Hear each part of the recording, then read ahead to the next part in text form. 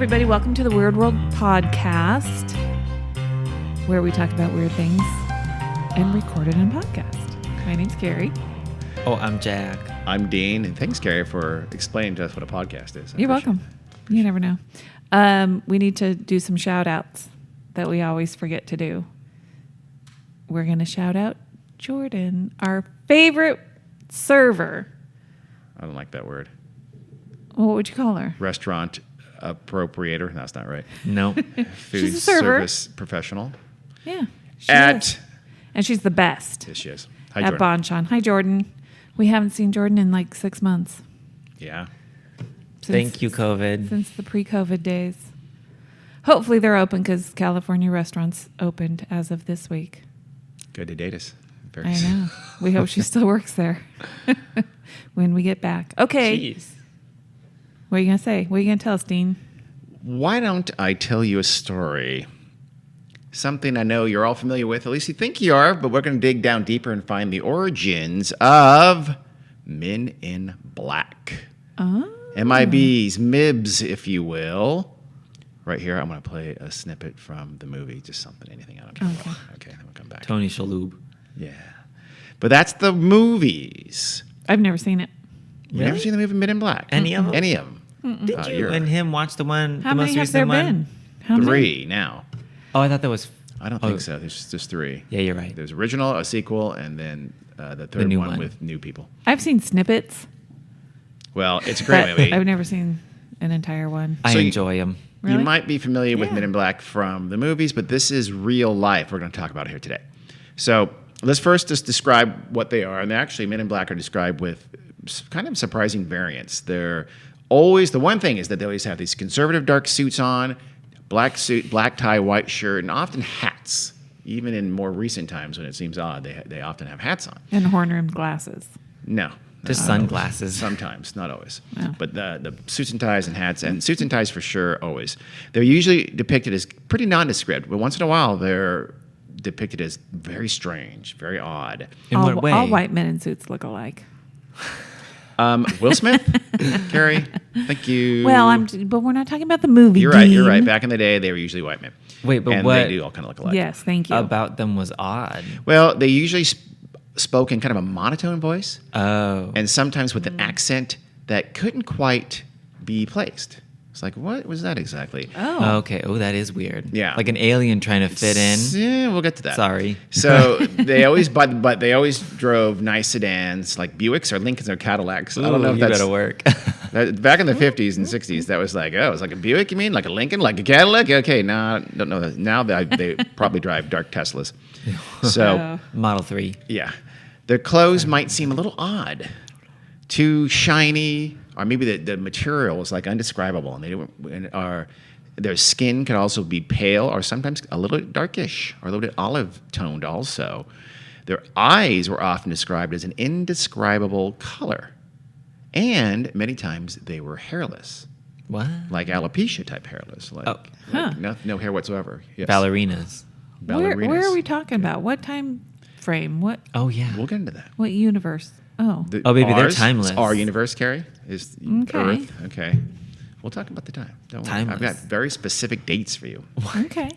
They often have strange voices. I think I mentioned that. A little and bit. they're in some way, sometimes at least a little bit misshapen. Like sometimes they have Ooh. these really weirdly skinny legs, or sometimes kind of hulking features, or abnormally tall, or something like that. They skip leg day every time. Yes, they did. They wore skinny jeans or skinny dark slacks. I don't know.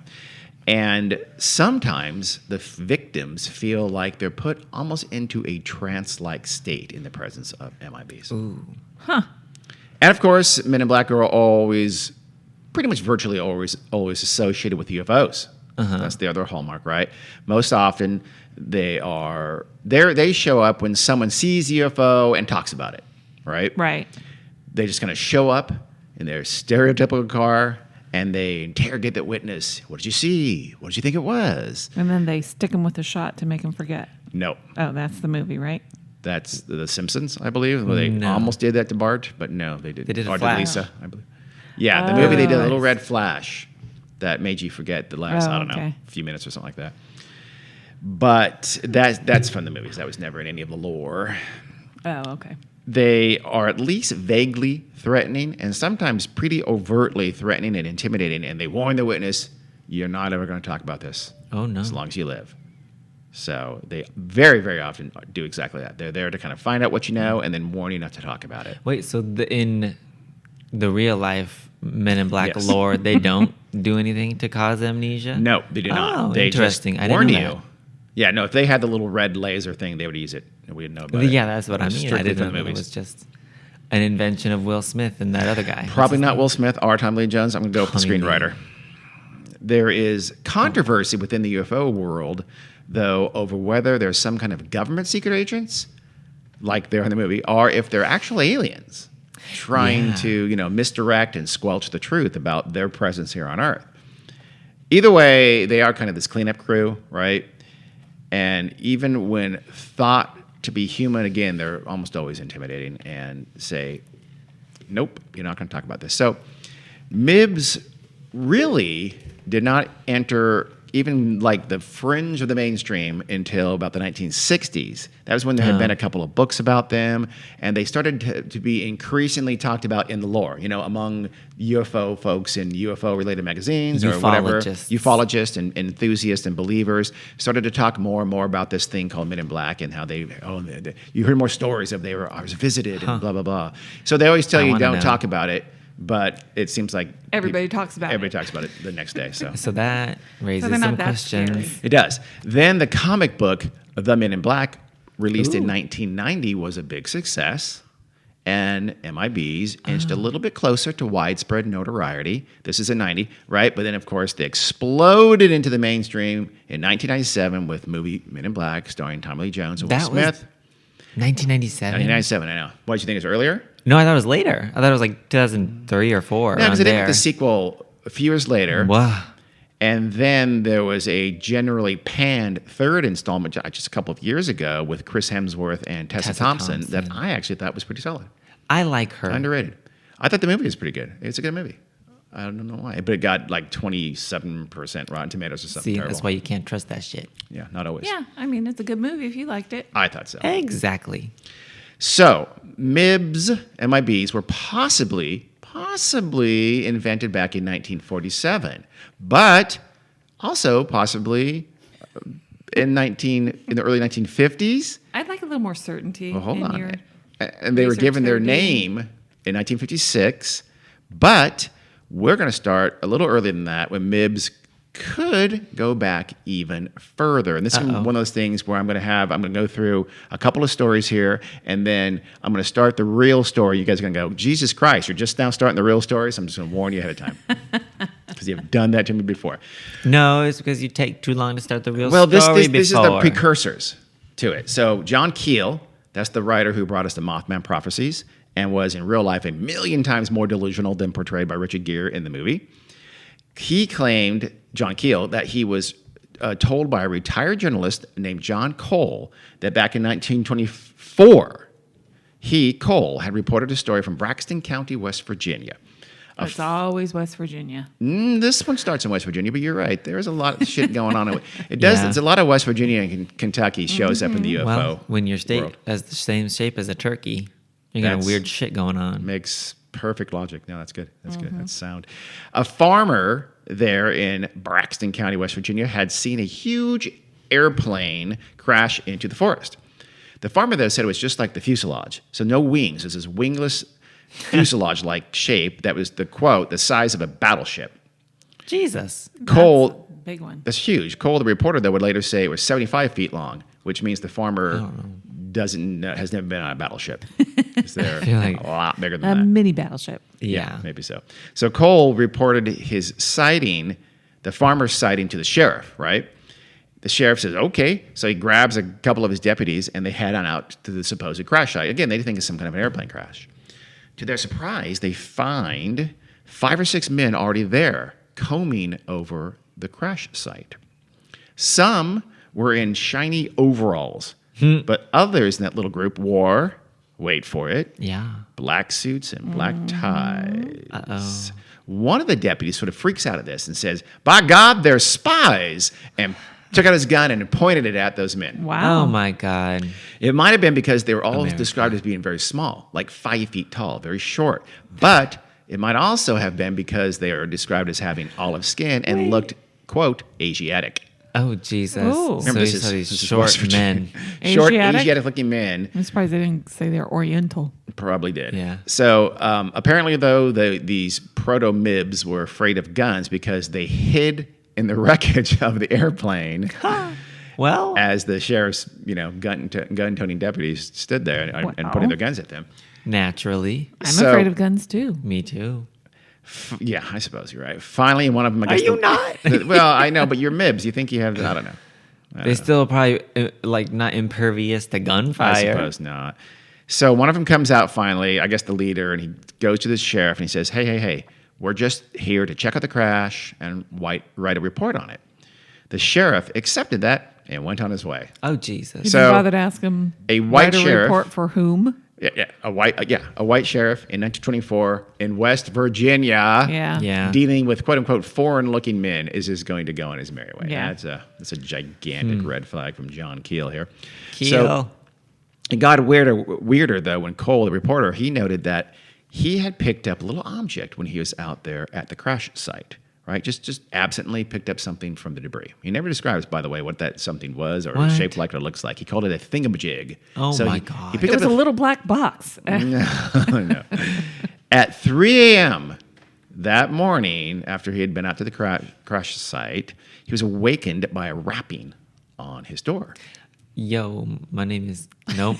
No, what are you going to do? You're going to do a MIB accent or no, something? just gonna No, start it's gonna start rapping. rapping. Oh, got it. It's good that you stopped yourself. That's Yes, good. it is. It's a smart move. It Because was... the only thing I could do is copyrighted material. That's and that's fine. not okay.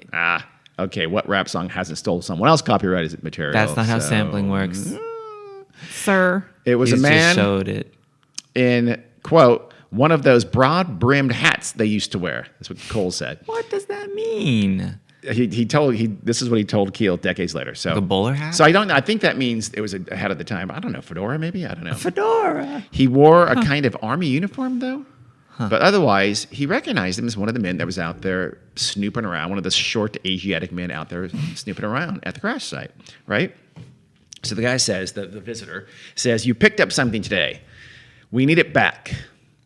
Cole he goes, What? okay. He knew what he did. He picked it. He went back to his pants, and sure enough, it was just in his pocket there. Oh, it was that small. Yeah, it was Okay. it was just a little thing he picked up, put in his pocket.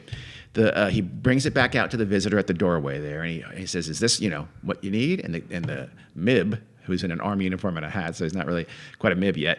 He just snatches it out of his palm, turns away, walks away, and he disappears. And Cole, the reporter, would say that he didn't have a horse or a car. He just sort of disappeared into the night. He doesn't know how he got there or how he left. A horse. But back in 1924 in rural West was gonna Virginia, say, yeah. there were Yeah. still people riding horses. Oh, I know. Sure. That's- Yeah. So when Cole returned to the crash site sometime later, everything was gone. Huh? All the debris, the fuselage, all that stuff was gone. There were just some decimated trees showing where the crash had occurred, but that's Poor it. trees. How long later? The next day? It's not clear from what I read. It seems like fairly soon, though. Okay. Well, he It probably wasn't had days. church the next Yeah. day, Okay. so he couldn't go then. Yeah, he had stuff. He probably had Okay. to do. He had a deadline, Carrie. Okay. Note, and again, neither Cole nor Keel ever said what the thingamajig was or what it looked like, which is Yeah. also a little Because they were curious- silenced by the men in black. Maybe no, they're actually writing about it in a book here.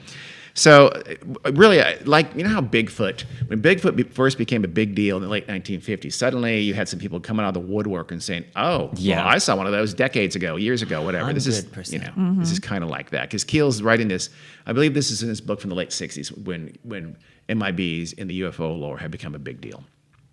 So, But let's flash forward to June 27th, 1947. Harold Dahl was gathering logs on the eastern side of Maury Island in Puget Sound, Washington. Harold Dahl. Oh. He was with his son, Charles, and their dog. Ahead of them, they look up and they see 6 donut-shaped aircraft hovering or flying above about, they say, maybe a half mile in the air. Huh. They are curious, needless to say. and they were staring at it, staring at all 6 of this craft, when suddenly one of them drops about 1,500 feet toward them and over them. And as it does this, metallic debris began to rain down on them and on their boat. Some of the debris hits young Charles, the son, and breaks his arm. Jeez. Whoa. Some of it's it, metal. well, far sadder still, some of it hits the doggy and kills it. Oh, That's going to be the saddest part of the story. Well, that's good. So Dahl, though, grabs his camera and takes some pictures. Yes, in the 1947, most people had a camera on their working log boat of some sort, so let's not question that. But he takes some pictures with his camera, and when he, I guess, got back in, whatever, he shows the pictures. It says, the story I read says he shows the pictures to a supervisor, a man named Fred Krisman, and apparently it's that almost immediately. So Krisman didn't believe Dahl's story. So Krisman went back to the scene and he saw the UFOs himself. They were still there. Exactly. This begs the obvious question. Yeah. One thing, I guess, did they have 1 hour film processing in 1947? No. The answer is no. It would have to wait till the 1970s. It took an hour just to take the picture. Yeah. So even if the first part, Dahl has to get the film, even say he got filmed in a few hours, and Krisman goes, I don't believe this, and goes out to the site, that means the UFOs are waiting around for Fred Krisman to come out there and verify them. So, the circling. Just raining. a little problem with that. The next day, Dahl, he was the original witness who took the pictures, he was accosted by a single man in black. Just one. Black suit, black tie, white shirt. Remember the one back in 1924 was vaguely like it. There were some people out there, but when he came to the door, he's in an army uniform. So I don't know if we're counting that. Hey, wait, is this a dumb question? Did they have sunglasses back then? Oh, sure. Absolutely. How old was his son? Just checking. Doesn't know. Doesn't say. Let's go with 11. I imagine he knew, but Knew what? how old his son was? Yes. Because you said doesn't know. I don't know. He didn't know. He didn't know, so he was unable to report it. No. Somehow, never Dahl and this man in black end up at a diner in town. So, It's you a know friendly what? Men in Black. Let me get you some steak and Piece of eggs. pie. They got brunch. Nice piece of raspberry pie. I don't know why I said that. That is We're fun. gonna have rhubarb raspberry pie. So the MIB at the diner, he recounts Dahl's story in detail. Now, again, let me repeat that. The man in black tells Dahl everything about his story, including all the details. And he says, what I have said to you is proof that I know a great deal more about this experience of yours than you will want to believe. I guess that's meant to be ominous and warning. Yeah. And indeed, the man in black warned Dahl not to talk about the incident ever again. And he apparently obeyed for several decades until John Keel got it out of him in the late 1960s. Honestly, yeah. Doesn't sound overly threatening. Not too much. But And indeed, that is not the true origin of the Men in Black. That story was not told in 1953, and then it was not brought into sort of widespread attention until 1956, when a man named Gray Barker wrote a book about it. No. Few people know the true origin of the Men in Black and the man who made them. Men in Black actually owed their existence to Alfred K. Bender. Heard of him? Bender? No. No one has. If any of you at home are saying, "Yeah, no, I know who that is," you're probably lying. liar. So knock it off. Just listen. I love that. When people are like, yeah, I totally know who that is. Alfred K. Bender? Are you kidding me? Yeah, no, I've heard all He about ain't him. even real. I mean, I'm sure some of you might. Some of you big MIB fans probably know about Alfred. But his story is little known. But he is absolutely, without question, the origin of Men in Black, which has now become this huge global phenomenon. So first of all, let's have a little UFO background. The ufological world at this time, this is the early 1950s, it was becoming more paranoid and more conspiratorial. We don't have time to go into it now, but 1947 was the famous Kenneth Arnold sighting, where the word flying saucer came from, and fairly quickly it became very widespread. People started seeing flying saucers, and the word UFO became a thing fairly quickly. It happens after that. all the time. Yeah, it was quite a fun. It really caught. It was just well timed. So anyway. By the early 1950s, they were getting very fearful, and the path from fear to paranoia is a very, very easy one. So they were starting to get really paranoid. Tell me about it. What? Mom is very It's a paranoid? woman experience. Tell me about it, the paranoia. It's 2020. Yeah. So, an early and very popular UFO book written by Harold T. Wilkins and published in 1954, so right around the same time, he worried that, quote, a cosmic general staff could even now be plotting a real-life war of the worlds. So the community was getting scared. There's a lot of people portrayed UFOs as menacing and going to do bad things to us. A lot of UFO mythology was becoming very, very paranoid. This, of course, is classic behavior of a kind of a fringe group that believes it has secret knowledge, but little proof of that knowledge, right? Yep. There has to be some reason you cannot find that proof or why people don't believe you. Mm-hmm. So you invent some kind of a hurdle or a boogeyman, right? And you make yourself into a martyr. You're the courageous fighter, and the only reason you're losing the battle, or not everyone is accepting your story, is because some powerful group is arrayed against you. This is classic behavior. Name any conspiracy-minded group, and they have some version of that, I guarantee. It's usually the government. Yeah. Birds aren't real. Increasingly lately, it's the government. And the fact that birds aren't real, which is a fact, is definitely the government covering that up. Mm-hmm. Yep. So this ominous group warns off the truth tellers and covers up evidence, and early UFO believers, they were exactly that kind of group that needed some entity to blame for the truth not being out there, or at least that not being clear. Scapegoat. They really did. Oh, no, it's an enemy. Yeah. It's a powerful enemy. The man. That's why they can't convince the whole world. The Men in Black. Yeah. So enter Albert Bender. Little background on Albert. He was born on June 16th, 1921 in Duryea, Pennsylvania. No idea if that's pronounced right. Duryea. It's not too far from Scranton in northeast Pennsylvania. I don't know, maybe 125 miles northwest of New York City. Go ahead, Carrie. I was going to say maybe Joe Biden knows him. Probably does. Alfred K. But no, probably not. Or he knows his dad knew him. Yeah, let's go with that. When he was 18 years old, this is Alfred K. Bender, not Joe Biden, by the way. And still in high school in West Pittston, Bender actually got some attention in the local newspapers. He had written dozens of letters to strangers throughout the world, and he asked them for things from their country, like sand or currency, something like that. That's cool. It is kind of cool. Yeah. And some have responded and sent him stuff. So he was kind of this little mini instant celebrity when the news started covering that story. This is the late 1930s, by the way. Yeah. He joined the Army Air Corps in 1942. As you know, that was the precursor to the Air Force. And he worked as a clerk or a dental technician and was always stateside. You hear it both ways, so maybe he was both. But he never went to overseas to war. He was always in the United States at bases here, fixing soldiers' teeth, apparently. He was discharged, and he went back to live in Bridgeport, Connecticut, where his family had moved in the meantime. So he went there and he lived with his mother, Ellen, and his stepfather, Michael Andolino, at 784 Broad Street, which is now gone. Whatever that means. What? I don't know anything about 784 Broad. Bridgeport, Connecticut. Is Bridgeport like hoity-toity?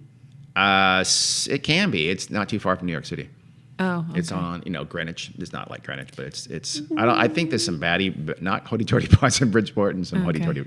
To use the phrase, the hoity-toity. You know what I mean. Carrie made me say the word hoity-toity. Yes. So Bender worked as a timekeeper at Acme Shear Company. Ooh. I know that sounds like a fake job and a fake company. But yes, anything Acme. It's not. It was a cartoon company. They were the biggest real, manufacturer of scissors in the world at the time. Wow. So it was real, man. Now they've been taken over by Fiskars. Sure. I don't know what she's talking about. Fiskars scissors. Okay, I'll take your word for it. That's a thing. I don't know nothing about scissor manufacturing, Carrie. I know very little about that. I guess a timekeeper, like shifts, right? Okay, you go home. I don't know exactly what a timekeeper did. It's not a thing anymore, I'm sure. I don't know. All I know is there's a really good song by Grace Potter and the Nocturnals called Timekeeper. I think it's about this guy. It's about Alfred. It is. Huh, I didn't know that. He apparently loved time, though, because he filled his attic apartment. So he lived above his parents in it was an attic bedroom with a little adjoining kind of den. And that's where he lived in a little 3-story house in Bridgeport. And his little space there he filled with about 20 clocks. And that's crazy. Every 15 to 30 minutes, they would all have this cacophony of chimes. Perfect example of somebody taking their work home. Oh, ooh. Okay, I want everyone to know. Carrie raised her finger there. She had. I want to get this in. Give me a moment to tell my joke. Quote unquote joke. I'm going to put quotes around that. So it appears Bender was weird from the jump, though, because he used to make haunted house decorations for his room. Oh, that's not weird. You know what? I like this guy. Well, he that depicted. sounds cool. Yeah. Okay. He depicted scenes from horror movies on the walls. That's That a little bit weird. No. No. Okay. All right. All right. Oh. Bitch. All right. This all right. That's very 2020 normal. This man Yeah. sounds ahead of his time. In his late 20s, still living at home in his attic, he Also- decorated his room with super normal 2020. fake skulls, shrunken heads, and little monstrous collectibles in his room. Getting No, weirder? No. Okay. all You're right. talking to the wrong people if you're I guess trying to. When his friends would come over, and yes, apparently he had friends, he would play this eerie music and sound effects like uncontrolled weeping and hissing noises for them while his friends came Hey. over. That is funny to me. We had the Haunted House album. I believe you did too. During Halloween, he Baby did this all the creaky time. doors. All these things he did all the time. These were not just Halloween things. Something about that seems a little harmless to me. though. Very harmless. He told people his ancestors were witches, and he called his attic the Chamber of Horrors. So I don't know. Still. Maybe we disagree, but I think those are all super obvious we red flags for serial absolutely killers. disagree. Our daughter's a little witchy. Yeah, a little and- bit. She went to witch hat. Yep. Oh, by the way, Witches are Rachel, fun. if you get a witch hat Hey. and wear it outside of October, I'm disowning you. Witches are fun. Yeah, Do I I- think it's all bullshit? Oh, yeah, absolutely. Yeah. But is it very fun? Also, yes. Okay. However, What? we were at late Yes, we were. dinner this early dinner, late lunch, Okay. whatever. Yeah. And Lunner. we were talking about how our daughter, Rachel High, wanted a witch hat.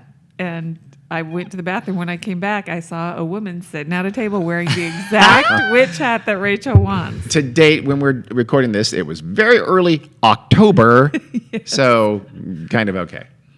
If that's November, not so okay. Why If not? that's June, very not okay. It's cold in November. You need a hat. Okay. Very few people in Southern California are wearing hats in June. We're in Northern California, Wait. by the way. She's in Southern California. Okay. All right. Knucklehead. He was probably wearing a witch hat. Yeah. Maybe so. Bender. He probably did. Or a wizard hat. Okay. So in 1952, Bender is now 31 years old, and he's still living with his mom and his stepfather. He starts a group called the International Flying Saucer Bureau, the IFSB. I'm sure you've heard of it. This was before, I get this is before the term UFO had become really the accepted term. So again, the early term was flying saucer. We go back to Kenneth Arnold, where he just said he saw the objects he said looked like saucers skipping across the sky. So some reporters said, oh, they're like flying saucers. So flying saucer was the term that as we now say UFOs, in the late 40s and 50s, and I'm not sure up until when, they would pretty much always say flying saucers. Huh. Yeah, I mean, still, honestly, to this day. You still hear now. Absolutely. You pretty much you hear UFOs. Now. I hear You flying rarely saucer hear flying quite a bit. saucer, but yeah. They're not as interchangeable, Yeah, not at yes, all. but I hear flying saucer a lot. Yeah. Bender was able to scrounge up several $100s. I'm sorry. Bender was able to scrounge up several hundred members for his IFSB worldwide, though. That's very different. Well, but he was not How do you the. scrounge up people? He just was able to advertise, and he started, and I don't know, got the Haven't word you- out. Okay. A ragtag bunch of misfits. Haven't you Yeah. seen any movie ever, Mom? He was into flying saucers at the time, so they kind of, there weren't that many, so Yeah. they had means of communication. He got the word out that I started this group, and so 600 people joined up. Again, worldwide. Don't be that That's- impressed. Wow. Well, I'm impressed. When was this? By 52, I believe. By I'm this still point. kind of impressed Yeah. that you're able to get a consistent correspondence between suppose. hundreds I of suppose. members worldwide in 1952. But it wasn't the kinds of engineers and scientists and serious researchers that he was looking for. It was just sort of, true believer types. Well, he's yeah. Yeah. Sorry, sir, you're not going to find too many of those Yeah. in the audience you're looking Well, for. modern UFO people often sort of portray the IFSB as if it did have those people, and they had all these really serious people, and it's just not true. No. Or they had way more than they did. It's just not true. Almost like it was a private project blue book doing really serious, well-resourced investigations. Absolutely not true. I don't think so. It was really just a fellow kind of true believers being led by this 30-something guy living literally in his parents' attic. It's Wow, like the Catholic you're very League. judgy. I don't mean to be. Yes, you I think you do. Kind of do. So later in 1952, Bender started a magazine called Space Review. Oh, that's fun. REVUE. No, IEW. Readers and contributors were, like Bender, basically UFO enthusiasts and believers. And he took the subject very, very seriously. He wasn't just some, Yeah. looking for something to do or to make some money. He was a very, very serious believer in it. And he really wanted to take it seriously and research it. Unfortunately, though, as we will see, early on, Bender hooked up with a young writer named Gray Barker. Barker supposedly shared this interest in UFOs with Bender, but really all Barker cared about was that he wanted to make some money and get some attention. He was a writer, and this was kind of a trendy thing, so he started writing about UFOs. He wrote a piece for Fate magazine about the Flatwoods alien sighting incident in 1952, which we'll one day do on this show. And so eventually, and this brought him to the attention of Bender. They met. He started writing some pieces for Bender, and eventually Barker became Bender's really chief writer and investigator on Space Review, the magazine. But again, he was more a huckster than he was an enthusiast, and he wrote that he wrote basically whatever Bender wanted to believe, so it was a match made in heaven for them, for a little while anyway. He was like his little ghost writer. Bender was a horrifically bad writer, so it actually worked out well. We'll see that in a little bit why that was true. But he was a terrible writer, and Gray Barker was a polished writer, so he would write most of the articles came to be written by Barker for Space Review. So Bender makes a monumental announcement in the July 1953 issue of Space Review. Bender says he was in the possession of certain secret information that would prove the existence of UFOs, flying saucers, and aliens, and would completely redefine how we viewed the whole flying saucer phenomenon. He would publish these reservations in the upcoming October issue. Very exciting stuff. So imagine everyone's surprise when October rolls around, the issue comes out, or a magazine is probably it's probably early September. And you know how they used to do that. Remember they used to... Yeah. That's the November issue. I swear to God, it would be in late September. Yeah. So everyone's surprise... I'm sorry. So imagine everyone's surprise when... We're going to cut that last part of the whole thing. It's not necessary. So imagine everyone's surprise when instead of the revelation that he promised for the October issue, it was a kind of capitulation. His announcement read, quote, I'll quote a little bit at length here. Ready? Oh, God. Late bulletin, all caps. A source of which the IFSB considers very reliable has informed us that the investigation of the flying saucer mystery and the solution is approaching its final stages. This same source to whom we had referred data, which had come into our possession, suggested that it was not the proper method and time to publish the data in Space Review. And then all caps again, statement of importance. Quote, the mystery of the flying saucers is no longer a mystery. The source is already known, but any information about this is being withheld by order from a higher source. We would like to print the full story in Space Review, but because of the nature of the information, we are very sorry that we have been advised in the negative. We advise those who engaged in saucer work to please be very cautious. Okay, end but... quote. Sorry, but saucer work is one of the best words I've Saucer ever work. heard. That's what it was called. That's what the people who spin the saucers on the sticks, that's what they do. Maybe, but he meant a different kind. Oh, I so know. Basically, I've got the secret. I know what it is. Somebody really big and scary said not to reveal it, and all you other people out there looking for the truth, watch your back. Be careful. Oh, I see where this is That's going. what you're saying. And this source, we would later discover, was 3 men in black. So in the October issue, though Bender had warned everyone out there reading this and active in the UFO community to be careful. Wait, hold on. What the fuck did I say that for? I have no idea. That was a weird sentence. Okay, so he said that in the October issue. He warns everyone away, right, and says, I can't tell you the truth. And very shortly thereafter, Bender ceased publication of the Space Review and then dissolved the IFSB. Oh my God, so he just blocked Checked and out. reported everybody. Checked out of the business completely. He told staff and even told some newspaper reporters at the time. There are articles in Bridgeport newspapers at the time. Yeah. He said he had been visited by 3 men in black, and he describes them in the classic Men in Black way with the suits and the ties and the white shirt and the nice car. This is the first real clear, what we would now call a classic Men in Black type of an encounter. So this is for sure the true origin of Men in Black. What? His parents probably hired 3 actors to do this. Oh my No, God! it was It's just them entirely two. possible. To make It was him his knock mom it and off. dad. His mom and dad and a friend. So he was warned away by, quote, 3 men wearing dark suits, end quote, who had told him in no uncertain terms that he was to stop all his UFO investigation activities immediately. He apparently took that to mean in a little while because he kept it around for a short time. But anyway, Did they tell him also to get a real job and move out of his parents' house? now who's being judgy, Terry? They said, "Hey, you loser." Mr. Bender. Yeah. It was a confusing story, actually. The visitation was apparently the source of his knowledge, right? It's not clear. Did he get this knowledge and this data that he said he had, proving the existence of whatever, before that visit from the MIBs or from that visit? I would because say he talks probably. he must have got it before.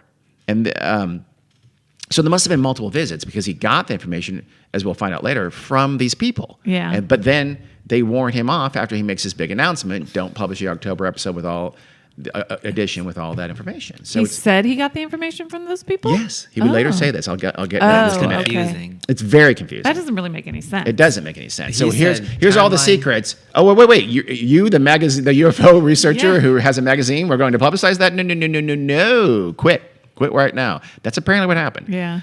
So it's not clear. I think he did discover the truth on his own, or I guess he could have discovered the truth on his own somehow. Yeah. And then he said, "I'm going to tell it all."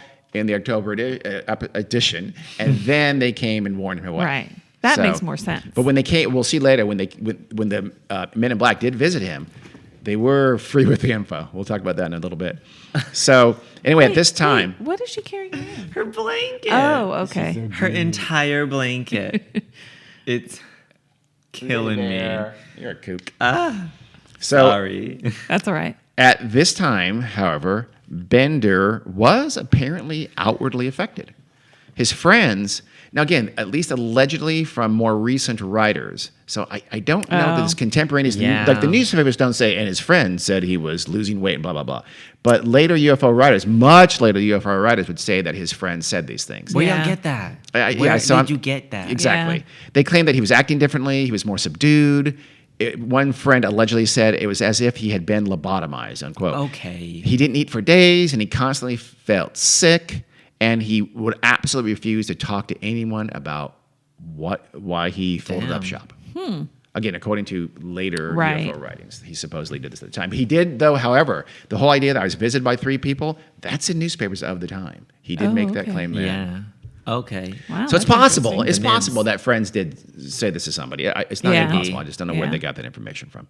So MIBs and Men in Black kind of still weren't a thing. Again, maybe a few people who read the Bridgeport Courier Times, I have no idea, were aware of this story, but almost no one until 3 years later when Gray Barker connected the Maury Island story with that, what sounds like a man in black who took him to a diner, Yeah. with the Albert Bender story. Again, his former boss, his editor, who told his story in 1953. So 3 years later, Gray Barker writes a book called "They Knew Too Much About Flying Saucers." very on point Great title. title. Yeah, this is 56.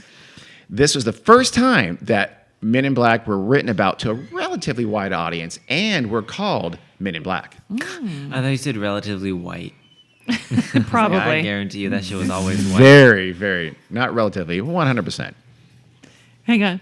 Pause. Yes. Lily Lo. was just running around with her blanket, The whole blanket. carrying it around. This is so cute. Yeah.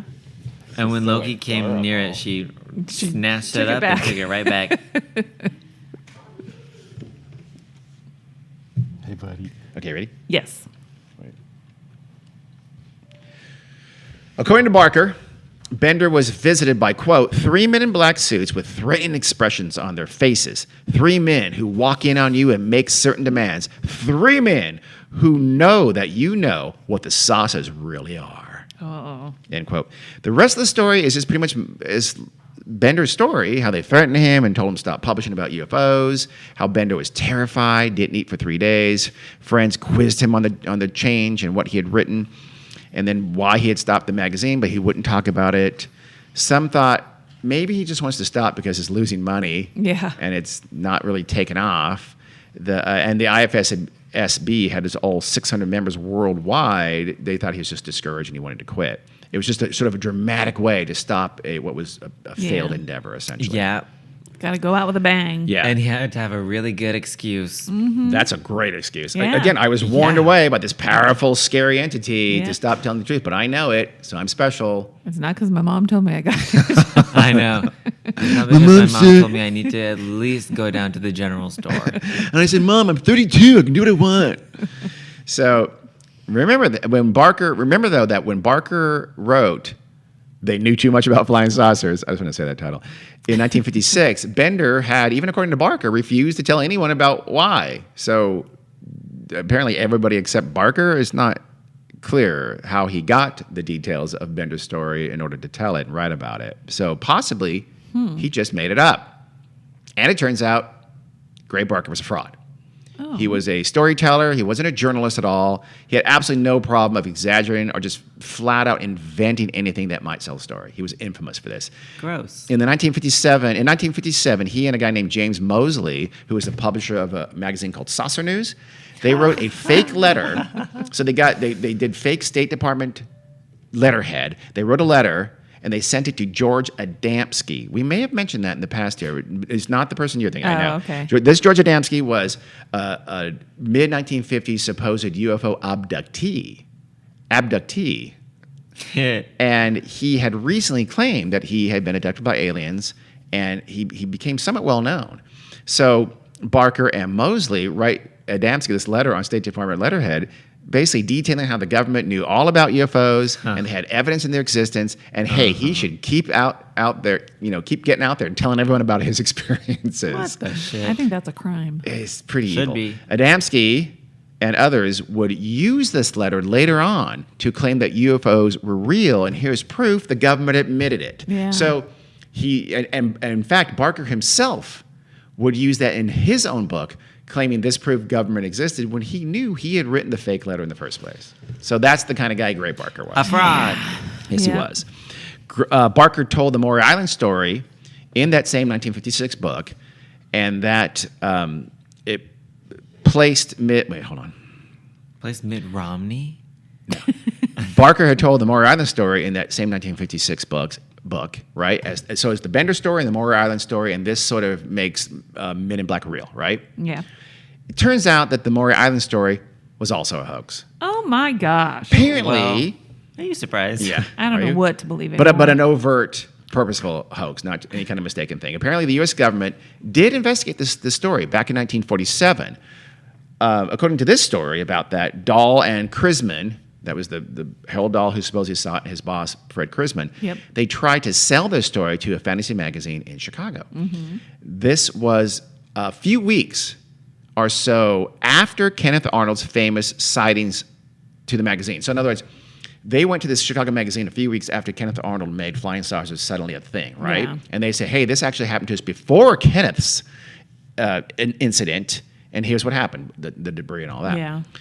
And so that editor of that Chicago magazine, he had interviewed, and he now knew Kenneth Arnold, and he knew Kenneth Arnold was out there in Washington. Isn't that convenient? So he called up Kenneth Arnold and said, hey, would you look into this story for me and go out and talk to these guys that's happening? You're not too far away.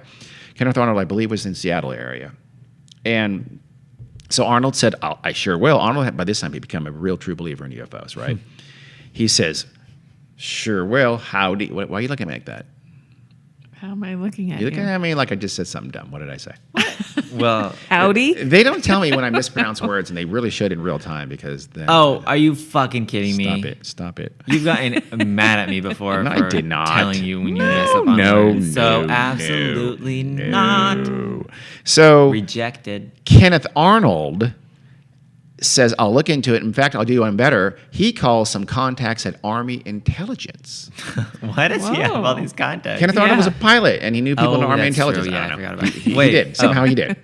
So the Army was intrigued, and they sent two investigators out to investigate. Again, this is right about when the Army Air I'm Corps was surprised. going to become the Air Force. So the Army still Yeah. had control of that. Yeah, let me take that shit seriously. Let me. I go. mean, it was something in the sky that did rain down debris and kill a dog. Oh, okay, I guess they probably thought it was Who knows? They the didn't know what it Russians. was. When was this? 47. 47. They probably thought it was the Germans. No, that would be the Soviets, not the Germans. Germans So I were, was were right. vanquished. Close enough. The Vanquished. Vanquished. well, you know what? I didn't mean to be mean about it. I didn't mean like Let's bully him ridicule me and bully me. Yeah. relentlessly. Damn.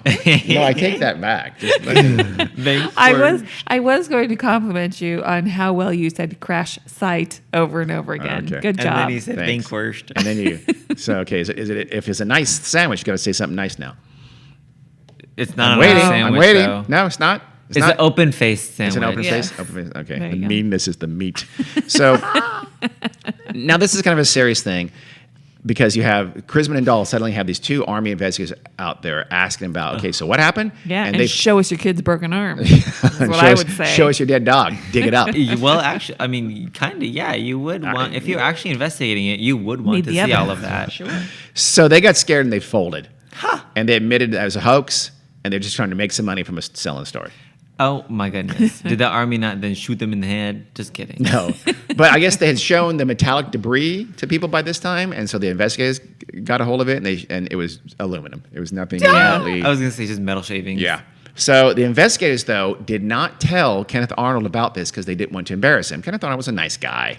And they didn't want to embarrass him. Hey, you fell for a really lame story that they just told us admitted as a hoax. So they didn't. So they went back to That's Washington, D.C. nonsensical. Well, They're not good friends. Well, yeah. Why I mean, would- If you're really friends with Kenneth, you would tell him. I don't Yeah. think so. You'd want to avoid it because it's embarrassing for him. You don't want to embarrass him to his Why? face. No, because you gotta let no. Kenneth, you're no, stupid. Now, in real life, people don't want to embarrass their friends. Yeah, No, Look how I dumb would you tell are. them if they're wrong. Yeah. But what, So okay, they don't you know get- what, guys? They didn't. That's all that matters. Oh, all I right? know, but I'm Okay? saying that they're wrong for All right. that. Okay. I just said it was nonsensical. So they don't Uh-huh. get tricked again in the future. Exactly. Sure. Okay, we're moving on now. So the two investigators were they went back to the airport and they had flown in on a B-25, right, from Washington from Washington D.C. to Seattle area. They got on their B-25, flew back to Washington D.C., and during the trip, the plane was hit by lightning and crashed, killing both investigators. So Kenneth Arnold would go on thinking, "Is there something to this?" Never knowing that it was debunked. Yeah. So maybe they should have told him. How do Damn. we know this now? I don't though? know stories. I forget. I forget my source on that. Maybe they submitted their report before they got on the plane to go back. Maybe Is that how? they must have told Okay. somebody. Yeah. So Alfred Bender, he carries on, but he's abandoned any kind of public investigation or advocacy for UFOs. Oh.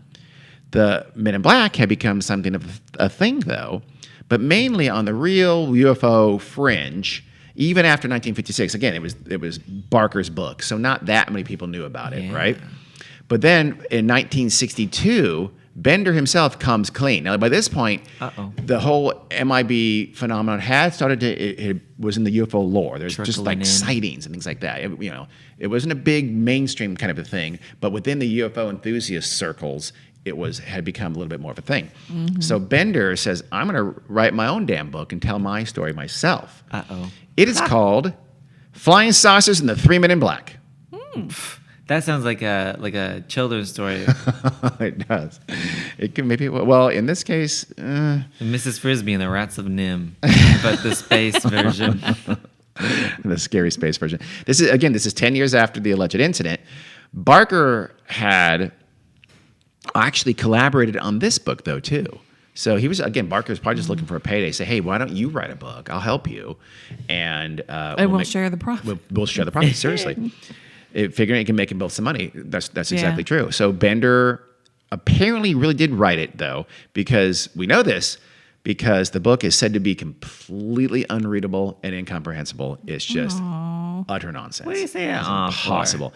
I read one I really guy's. like Arthur. One guy, Albert. Albert. One guy Oh, invested. how much do you really like him? You don't even know his fucking name. A modern, investigator said that I got through half and I just could not keep going. It's unbelievable. Have you Really? tried to read it? I have Can not you tried to find read it? No. You can't. I checked. Well, not on Kindle. I couldn't find it on Kindle. I couldn't find it in the library. So I'm sure it's paperbacks. I bet you can get it on eBay, paperback, Yeah. Amazon or something like that. Physical actual paperback, but I don't haven't read physical books in many years. Well, you could. If you were a true researcher doing thorough research. Everything's available electronically. Apparently not this. That's why I'm going to uptalk. So Bender said in his book there had been precursors to his fateful visit by the three infamous men in black. He said that shortly after he started the IFSB, his health began to flag, began to feel sickly. Poison in the water. He got strange phone calls and even telepathic communications. Also known as voices in his head. So you two who were saying what a great guy he was, get ready. So This doesn't negate that. I suppose, yes, it does. He believed he was being watched, also known as paranoid delusions. So now he has got voices in the head and paranoid delusions. At the movies one day, he went to the theater just to wind down in November of 1952. He saw a man with glowing eyes watching him in the dark of the theater. The man followed him home on his walk home, but always stayed in the shadows and could never quite see him very well. Well, that sounds very scary. It is very scary. It is quite scary. You know what? You're only making him more sympathetic to us. All right.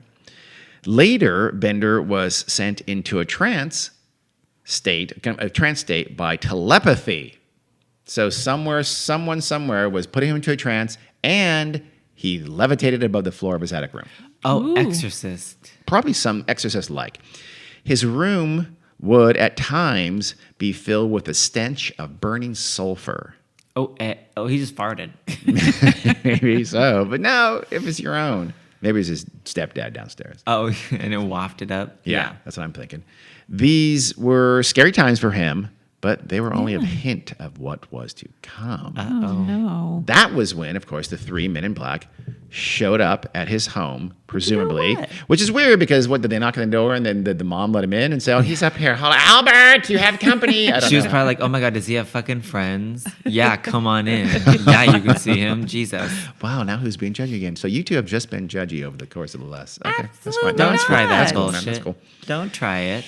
As we know, they wore identical black suits and shoes and ties, white shirts, but they also had black gloves on, interestingly. They that kind of got lost in the lore over time. To hide their talons.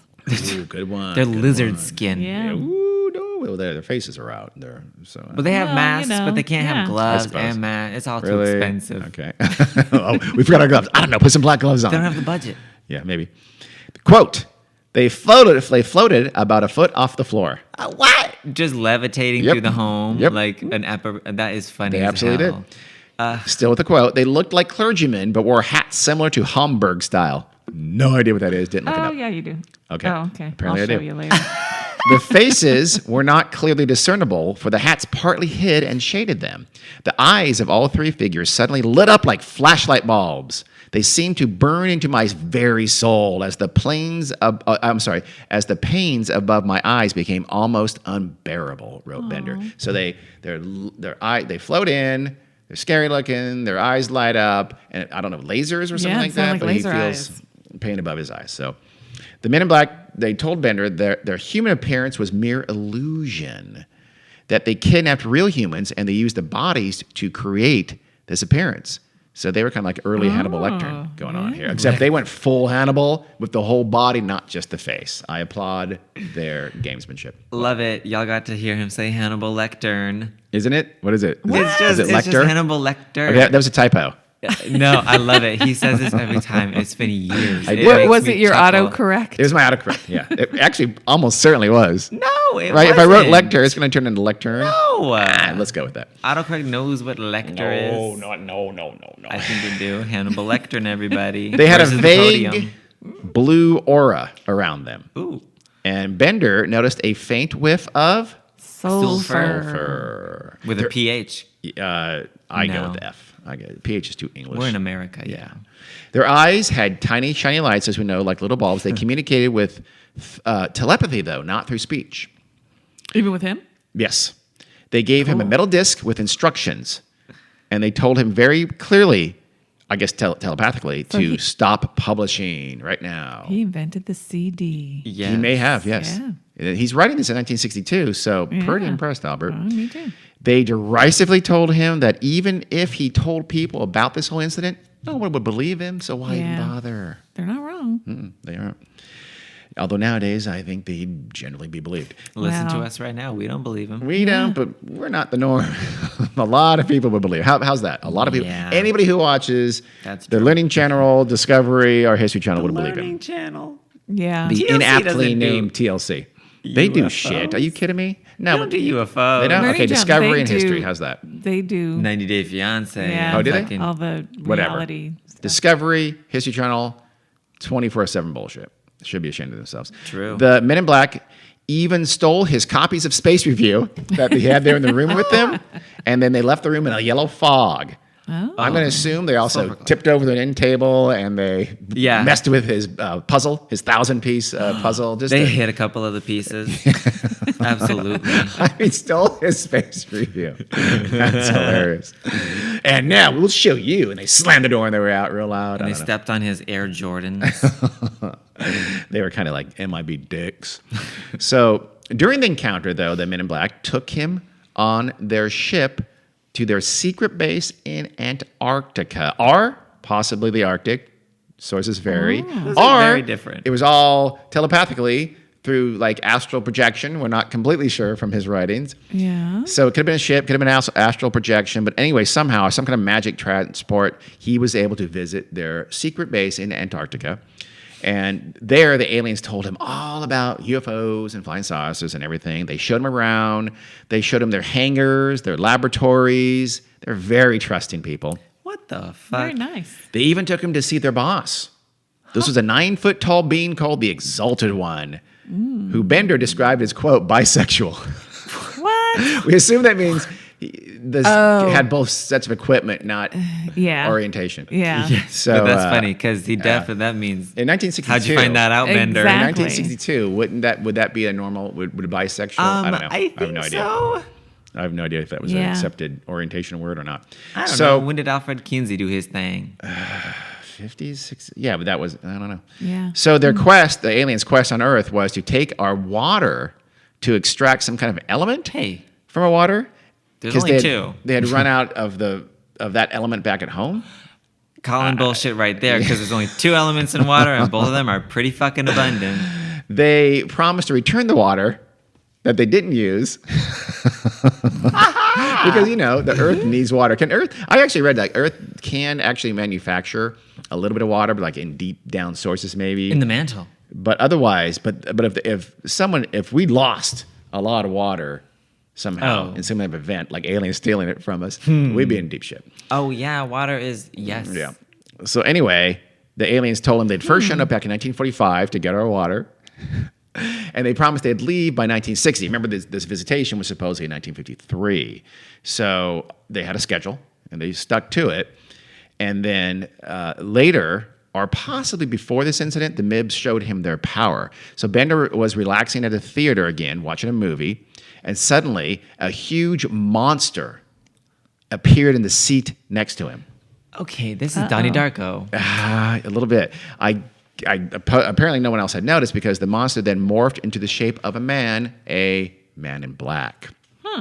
So Bender was scared, and that's why he didn't talk about the Men in Black, at least after he told the newspapers about it back in 1953. And then, again, not until he wrote a book about it in 1962. But hey, maybe because he knew they'd be gone by 1960. So in 62, he figured they're gone now, I can write my Yeah. book. So let's give But- him the benefit of the doubt. No? You don't want to? No, I think, yeah, if they're capable of coming to Earth and stealing their water, they can probably monitor and check if you're talking after the fact. Probably so. They have a rat. You think they can monitor Earth? Yeah. The I see initial nothing wrong with what I said. You said Hannibal Lecter, bitch, and what else did you say? Vanquish. You can't say anything to anybody. Vanquish. The initial stories in the local papers, by the way, didn't have any of that supernatural stuff. It was just, hey, in fact, here's a quote. Hey. Well, hey, Could you imagine? these men in black came to see me. They told me to stop publishing. That's what he told the papers at the time. Okay. He said, quote, they flashed credentials showing them to be the representatives of a higher authority and tell them to cut it out. So that's what he told the papers at the time. I love that. Okay. Okay. The higher credentials was this like Higher know. authority. I don't know. triangular Yeah. shaped piece of cardboard that they showed him. Crayon. Here it is. That's where I ID. am important. They also quizzed him about the IFSB, But that's about it. All the other stuff with the Exalted One, the bisexual, and all that, and how they told him everything was waited for the 1962 books. So, Well, it's a little too much for the whatever it was, Bridgeport Tribune. Yeah. So despite all of these, all the aliens having left by 1960, though, Men in Black exploded in the 60s and 70s and so on. Remember the comics, the They movies? could come back. comics. Yeah, I suppose they did. They must have. And again, Men in Black were made to order for that paranoid delusion of the true believers. Yeah. You know, they were the ideal boogeyman. They're perfect. They fit it. They were perfectly. concrete. They weren't just a 9-foot exalted one, you know, or something. They were That's actually, David Bowie. Again, I think the early stories were really generally meant to indicate that they were government agents, I think. That sounds like it. But again, also, Well, as I mentioned, there were a lot of yeah, stories that but- made them seem kind of alien and kind of Yeah. weird. So either way, they were scary. Perhaps Japanese. Possibly, I know. possibly. So and they became ever more conspiratorial, and as the UFO movement became more conspiratorial, Men in Black became more and more prominent. Yeah. It makes perfect sense, and they're legitimized by the nature of their warnings. So, in other words, for saying, you know, hold on, I'm going to think of this. If there wasn't something to UFOs, then there wouldn't be scary people telling you true believers to stop talking about UFOs. That's Yeah. the logic. So that makes them they're self-fulfilling fantasies, Right. essentially. And they can get weird. One encounter from a guy named Dr. Herbert Hopkins, who was a hypnotherapist in Maine who investigated alien abductions. This is in, I think, the 70s or 80s, So somewhere he's a around there. credible source. Total credible source. His Man in Black was hairless and wore lipstick. Oh. Okay, I got issues. I got issues. Yeah, he was and as the interview went on, his Man in Black started to sort of just like run out of energy, and finally he says, "My energy is running low. Must go now," and he stumbled out the door. That was a drag queen. They had just come from the club. They were exhausted, up since up all 11 night. p.m. So that's a scary story, but it's this kind of story that could buff up the resume of a hypnotherapist who makes money from Yeah. people who think they've been abducted by aliens. Yeah. Yeah. So anyway, some say that Men in Black are not so much a cover-up as a counterintelligence operation. This is the opposite. Essentially, it's saying the government is making up Men in Black to make UFO people look stupid or to cover up Oh, something I else see. that it's due to UFOs. There's all kinds of. I mean, it goes down a huge rabbit hole It if you does. want to. I don't want to go down that rabbit hole. It's a few too many leaps. Yeah. there. It's messing with the true believers to maybe make them look bad or to misdirect them from what really is happening. That's the, you know. I was thinking that earlier. Really? I was like, yeah. That's been in the lore for a long time that they're not, hey guys, they're not. It's almost like everybody believes in Men in Black, and then there's got to be something to mix that up a little bit. Whoa, okay, they're not what you think they are. They're not there to cover up UFOs. They're there to cover up something else Yeah. and whatever. Obfuscate. So, why did Albert Bender do what he did? Was it saving face? Was he just delusional? Was it a prank? Did he dream it? Some friends thought he dreamed the initial encounter and just took it too seriously. Or did it really happen? Well, Did Men in Black and monsters and flights to Antarctic and alien bases and 9-foot alien bisexual overlords all really happen? Let's Well. be open-minded. my real shot right. in the dark. Yeah. I got Good. one. Yeah. Here's the diagnose thing. him. Maybe the real know. question. Maybe the Yes, real I know. question is: did Bender make it up, or did he himself really believe it in 1950? I think he did. Well, I think he did too. Me Here's too. why. In '53, so before Bender sort of threw in the towel and had this story, there was a report called the Robertson Panel Report that came out. It was commissioned by the CIA. It told it's sort of a report on the initial findings of Project Blue Book, which was already a thing. That was the agency or the government program to look into reports of flying saucers and UFOs. It existed, and they did. And this report said that the Project Blue Book had found no alien UFOs that were at all credible. But in a footnote, though, there was this reference to private UFO groups and how they should be monitored, because they had the potential to influence public opinion irresponsibly. So Bender read this report. It was a public report. He read everything like that. He would have read that footnote. Did he read that footnote? And apparently, Yeah. and he just obsess over it and think, oh my God, they're talking about me watching and my me, IFSB. They're watching me. My They're space after review. me. Yeah. Did he take it to mean that the government was monitoring him, and I see he should it. be scared. Did he take that kernel and just build it into this big fantasy, and maybe he did have some kind of a dream or delusion, and Hallucination. Who knows? We don't know. And again, the initial 53 report was just these 3 scary men told me to stop. In 60, who knows? Maybe in 1962, he's just trying to sell a book Yeah. Yeah. with all the the 9-foot alien Yeah. overlord stuff. Maybe. So I don't know. I don't know. It's not clear. Maybe. Or alternatively, again, was it a joke? Gray Barker, who appropriated Bender's story for his 1956 book, he was, again, as I mentioned, he was kind of a fraud. Yeah. A guy named John Sherwood, who worked with Barker for years and noted all of his hoaxes and fabrications. He swore that Barker told him Barker came up with the whole Men in Black story in 56 as a joke. Wait. That- I don't know. I could see Craig Barker trying to take credit Gray for Barker. something. Yes, I could too. He's Yeah. again, he's not a reliable source in any way, shape, or form. But at least that he said, I made it up, I embellished it, it was a joke. But again, Albert Bender told the newspapers and apparently told friends back in Yeah. 53 about these Yeah. 3 guys. At the very least, he said 3 guys, they're dressed in black, drove a black car, and they told me to stop. So Yeah, Gray it's Barker. Bender's. Yeah. Or Sorry, Barker. alternate solution. Yes. It all really happened. It did. Yeah. Is that your shot in the dark? It's Yeah. possible. Okay, Jack. I cannot say. Well, my real shot in the dark, honestly, is that poor little Bender there might have a little bit of schizophrenia or something Yeah. like that Yeah. going on. He Doesn't change my feelings about him at all. You Me like him. too. You like him. Yeah. All right. I mean, all of that He- stuff he's- before. He's the underdog. He's the true hero of this story. Honestly, Absolutely. yeah.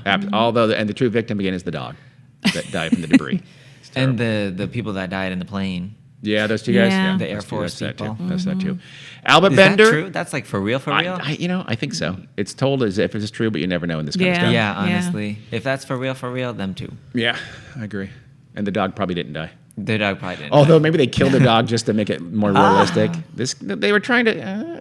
Wouldn't put it past them. I was mean- gonna say he was an abusive dad. He broke his kid's son, Oh. or he broke his kid's Yes. arm. Yes. He killed the dog. Yes. Oh my goodness. I And believe then you. had to come up with a story about This it. is what I mean, you guys. Mom is such a downer. She's dark. She's dark. She always goes for the darkest, most like She is. family annihilator type. Damn, what? I don't know where that came from. Anyway, let's end the story with what happened to Albert Bender. He married Betty Rose in 1954, just about a year after all this stuff happened. He That's married. cute. She was also an early believer in UFOs and flying saucers, and a big fan of his through his magazine. So they So they were a good were match. introduced. That And they were a is great cute. match. She also believed she had been visited by supernatural beings, but she wasn't sure what they were. They left Bridgeport There and it they is. settled in California in 1956. Albert Hey. Bender died on March 29th, 2016. Oh, At the age of 94. Just missed him. I know. If I had known that, 4 years ago. I would have wanted to interview him. Yeah, it's too bad. He was a little Where in old. California? Do you know? Didn't say. Nothing I found. said Bridgeport, exactly. California? Isn't there a Bridgeport in probably. I California? don't believe there is, no. Never mind. So that's the story of Albert K. Bender and the origin of Men in Black. He invented them accidentally in a sense. Wait, did they have children? I don't know, Gary. I don't know anything else about what I said about them. Nothing else. I'm going on Ancestry.com. Okay, you do that. I applaud. I your can effort. find them. She probably can. She can. Shit. She'll find them. So that's it. Any questions? Any thoughts? Any comments? I already said my thought. Okay. Yeah, we've kind of already covered it. All right. I'm just throwing it out there. That's okay. I keep my peace. Hopefully, Hold that's a story that you didn't know because I didn't know They that. should have made a movie about Not at Bender. Yes. Yeah, you write it. No. Oh, well, shit. It's not. I mean, yeah, it had to be a descent into madness. I don't No. know. Yeah, you wouldn't like it then, because that's how I'd make it into. And then Carrie would make it into like a family annihilator. No, I'd make it Walter Mitty-ish, Oh, where I it was like all it. true. It was really. like it. You don't know. Was it in Yeah, his mind, yeah, or did it really happen? Would you, on the bisexual 9-foot alien overlord, how would you demonstrate that it's bisexual? David Bowie. It would be David Bowie. What? So he's dead. Or He Grace was Slick? bisexual. Yeah, but he's dead. So Well, he you was an alien. yeah, It's taking the it form of wouldn't David actually Bowie be to David signify Bowie. his Got it. bisexuality. I like it. No, but again, we mean bisexual by two sets I of know. equipment. How are you I'm going to show that? making a Are you going to joke. show full frontal? Maybe it was just a very androgynous person. Maybe. An androgynous looking person. Okay. Yeah. Let's go with that. Being I'm glad he didn't 9 call foot. say hermaphrodite. Yeah. I'll No. give him that. No, Yeah. he didn't. He said Yeah. bisexual. That might be worse. Yeah. I. In this No. context. Okay. Anyway, that's the story. It's a good Men in one. Black. Thank you. Interesting. Yeah. Carrie? What? Tell them stuff. This is Weird World Podcast, and you Not can the find intro. us on good Lord. weirdworldpodcast.com, at gmail.com, on Facebook and Instagram and Patreon. And Twitter. That would be Weird World Pod, and you'll be disappointed. Stop it. Wow. Terrible. You don't tweet. No, I don't. Okay, then. I keep on saying I'll start, but I'm not going to. He never do. Anyway, you're Okay, welcome. thanks for listening. And really, thank you for listening. And see you soon, Jordan. Okay, bye. Goodbye. Bye. You know, more than Jordan is listening. I hope you realize that. Yeah, but that was the shout out that we Okay.